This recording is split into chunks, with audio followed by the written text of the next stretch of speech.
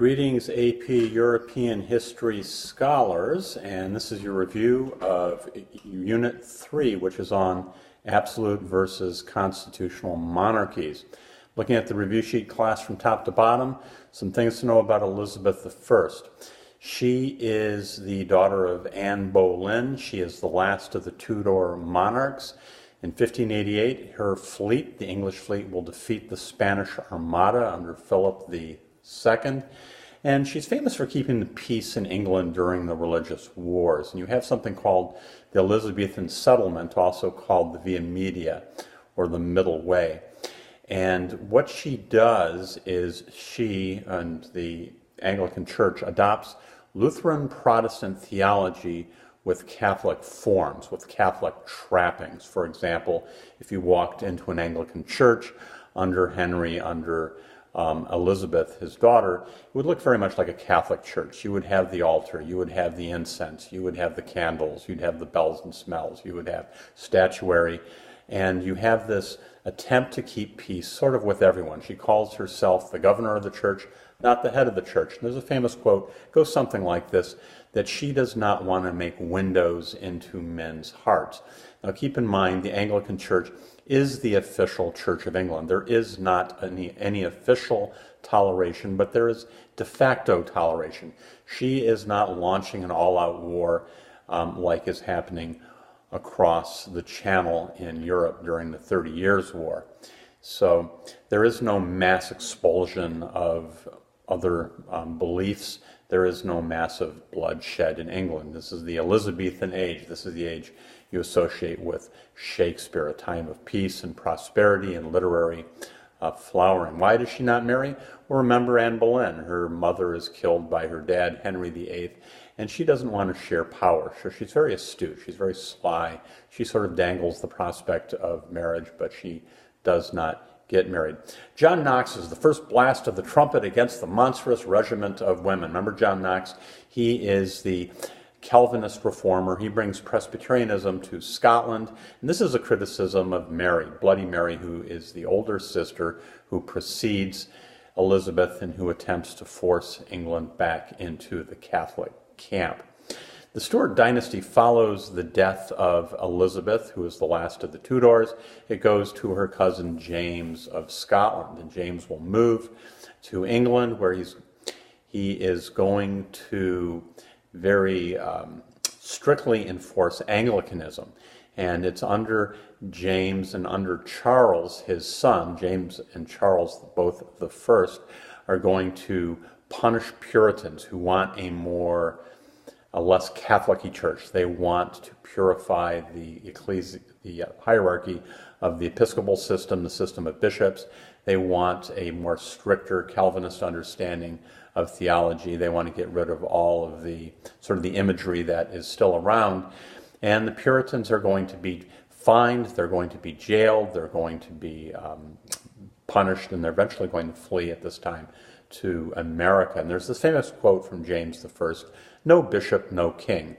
He wants the episcopacy, he wants the system of church bishops under his control, and if you do not obey those bishops, if you rebel against them, you are rebelling against him. Remember, there is no separation of church and state in Catholic Europe, in Lutheran Europe, or in Anglican Europe, or for that matter, in Calvinist Europe. It's this idea of a magisterial reformation where, with the exception of the Catholic Church, you have the magistrate, you have the ruler in charge of the church and keeping public morality unified under one religion. Charles I, he is going to go to war with Parliament. Some of the things he does, taxation without consent. He arrests members of Parliament who disagree with him. He forces loans on the nobility. He shuts Parliament down. He raises an army without Parliament's consent. And there is this fear right before the war breaks out that he is going to use that army against dissident members of Parliament. And the dissenters many of them are Puritans. And keep in mind, Charles I is one more very adamant Anglican. When the Civil War breaks out, the Parliament side are going to be called the Roundheads, and the Cavaliers are the side that sides with the king. The Cavaliers are largely And strangely enough, the peasants across Europe tend to be very conservative, but the aristocracy, the nobility, the landowners, whereas the Roundheads tend to be the middle class. These tend to be what we would call the bourgeoisie, the city dwellers, the merchants, the businessmen. And the New Model Army, this is an army that Oliver Cromwell, who is the Puritan commander under Parliament, he is going to raise an army based upon merit, not based upon privilege, blue bloods getting, a regimenter getting part of the army for themselves. And Oliver Cromwell is going to successfully defeat the army of Charles I, and Parliament is going to try the king, and he's going to be convicted and executed, an act of regicide under Oliver Cromwell. He will rule from 1653 to 58 for 5 years, and then for approximately a year his son Richard will rule. And this is called the Protectorate, it's also called the Republic, and it's also called the Commonwealth. This is a government without a king. And the dominant religion here under Oliver Cromwell is Puritanism. His soldiers went into battle singing hymns, singing the Psalms. Now, after the people are good and sick of the Cromwell, father and son, there is going to be what's called the Restoration. Parliament is going to ask Charles II, the son of Charles I, please come back and save us from this Puritan dogmatism.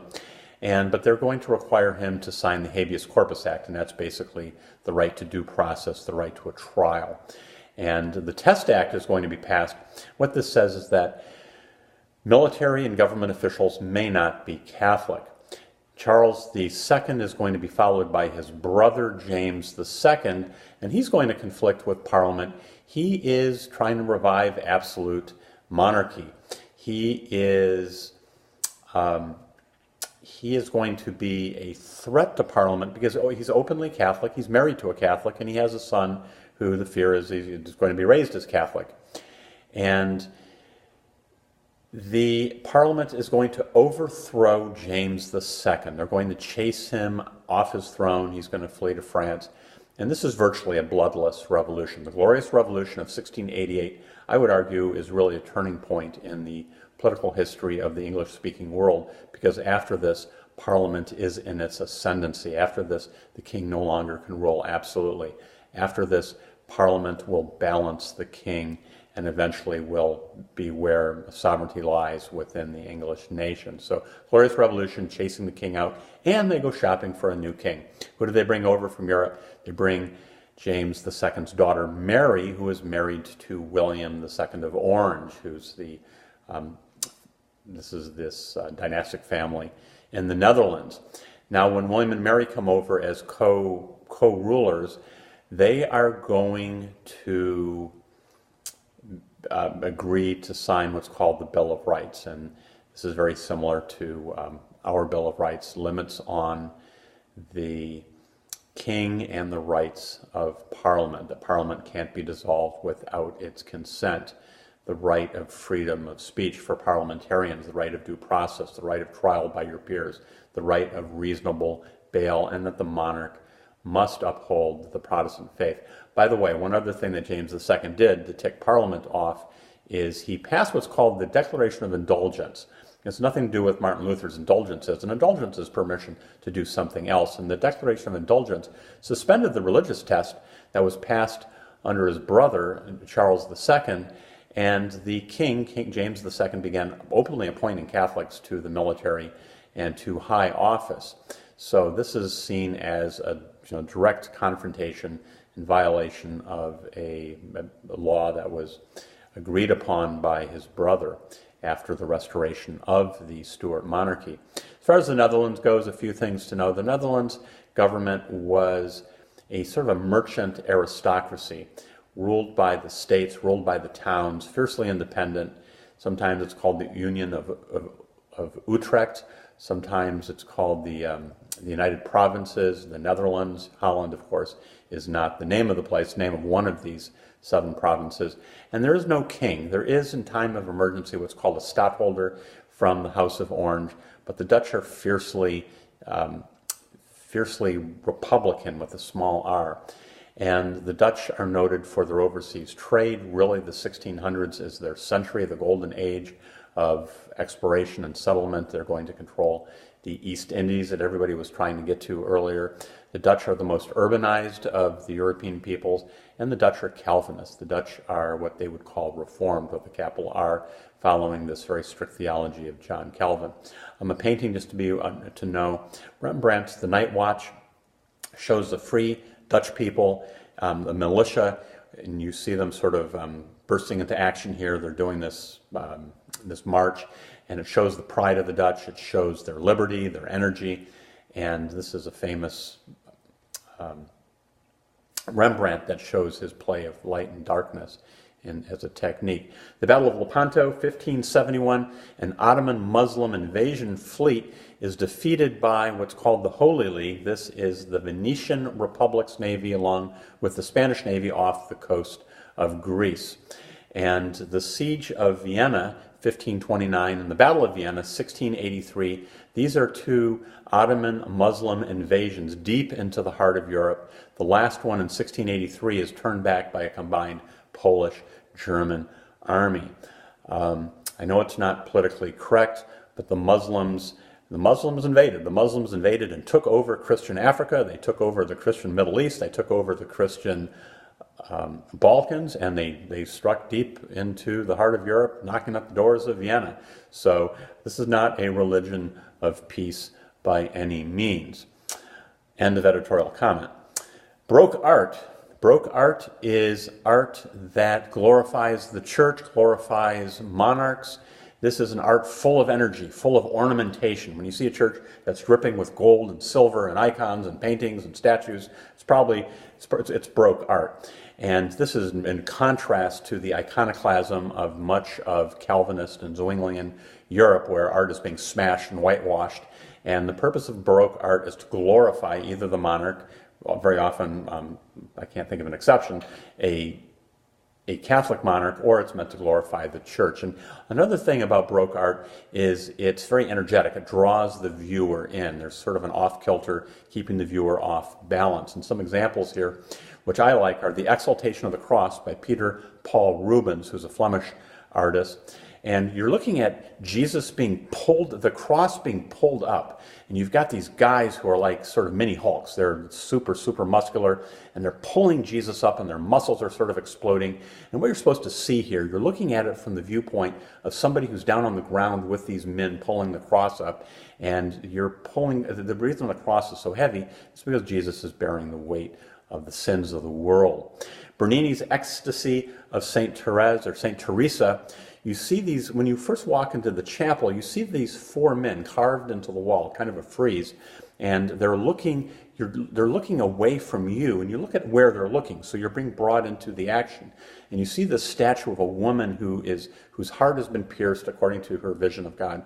It's been pierced by God with this arrow from an angel, and you see an angel with an arrow getting ready to stab her heart, and she's in the throes of ecstasy. It's a very energetic painting by the sculptor Bernini. Louis XIV, some things to know about him and France at this time. He is the creator of Versailles, a couple miles, maybe 12 miles or so out of Paris. You have this massive palace, biggest one ever built at the time, and it represents the grandeur of Louis and the Bourbon dynasty, Louis XIV that is. And Louis was a proponent of divine right. And the person who articulates this is Jacques Bossuet, B-O-S-S-U-E-T. And Jean-Baptiste Colbert, another name to know, Colbert is the advocate of mercantilism, of government-restricted, government-regulated trade. And he said that a government should have a balance of trade. It should be favorable, more money coming in, more gold and silver than going out. He supported subsidies for favored industries to develop them, and high tariffs to keep competitor goods out. Some differences between the French monarchy and the English monarchy. Remember, in England, you have these two wars. You have the English Civil War, where Charles I loses his head, and you have a Puritan dictatorship, and Parliament takes over. They put Stuart back on the throne, Charles II and James II. They get sick of James II, kick him out, glorious Revolution, 1688, and they bring over a new king. So Parliament is going to have the power. Parliament must have consent for anything the king does. Parliament defeats Charles I and evicts James II, and you end up with these political parties. In particular, the Tories representing basically the pro-monarchy faction in the Parliament, and then you have the Whigs, who are the pro-Parliaments faction in Parliament. Contrast here in France, the Estates General, this is the French Parliament, doesn't meet for 175 years, almost 2 centuries. This is absolute monarchy at its pinnacle. You had perhaps something around 10,000 of these nobles living at Versailles. If you wanted privilege, if you wanted patronage, if you wanted power, if you wanted money, you had to be at the heart of the king's court. And there is this sort of obsequious, sort of sucking up to the king, and you'll see paintings where the nobility are literally in the king's bedchamber, and they're taking off his tights and his socks and putting on his shoes and handing him his underwear and taking his underwear. And there's this whole process of abasement, of humiliation, that these sort of sycophant courtiers and nobility are at his beck and call. I mean, they're even giving him his portable potty. I mean, it's kind of disgusting. Contrast in England is they've killed one king and they've chased another out, and they're not giving any king his underwear or waking him up or standing with a candle by his bedside helping him put on his pajamas and nightshirt. So a big contrast here of what's going on in France and what's going on in England. The Edict of Fontainebleau under Louis XIV overturns the Edict of Nantes. Remember, the Edict of Nantes, or Nantes in English, Nantes, evicts 250,000 Huguenots. This toleration of the Huguenots, the French Calvinist Protestants, ends under Louis XIV. This has to be a unified monarchy. This is an absolute monarchy, no dissent allowed.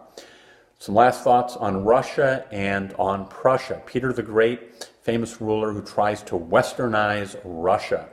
And one of the most famous things he does to try to build the window on the West, he goes to war against Charles XII of Sweden in what's called the Great Northern War, and eventually he wins, and in land along the Baltic Sea that he has taken from the Swedes, he builds St. Petersburg.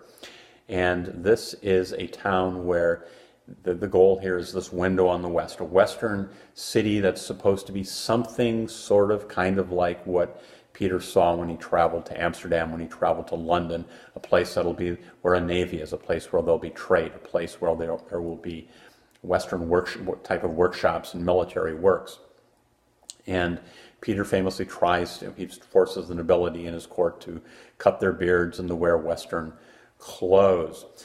Peter's relationship with the Orthodox Church was one of putting them, sort of boxing them in place. He sets up a procurator general over the church that subordinates the church, and he used to have what's called the drunken synod. He and his friends would sort of pretend to be a synod, a bunch of Orthodox bishops and priests, and sort of they'd have these drunken revelries where they would mock the Orthodox Church. He saw the Orthodox Church as being something that sort of shackled Russia from progress. The table of ranks under Peter the Great is kind of like the general directory in Prussia, and to move up in the aristocracy, to get privileges, position, and patronage, to get rank, you had to serve the Tsar. And in Prussia, under the general directory, you had to serve the Prussian king, and you had to serve in the government, you had to serve in the military, and by service you would receive these favors. You would receive an elevation in rank. So that's the table of ranks in Russia and the general directory in Prussia. As far as Frederick the Great in Prussia, some things that he did to strengthen Prussia. One of the big things is he builds up an army, and he builds up an army successfully. The nickname for the Prussian army is it is an army in possession of a state. There's actually 4 Fredericks. They are going to support building up the army. They're going to support the development of agriculture, the reform of agriculture. They're going to support they're going to support education, and there's going to be relative religious toleration in Germany at this time, and they're going to invite many of these people that have been evicted elsewhere in Europe to help build up the Prussian state, which is in the process of expanding largely through marriage. Poland, why does Poland cease to exist?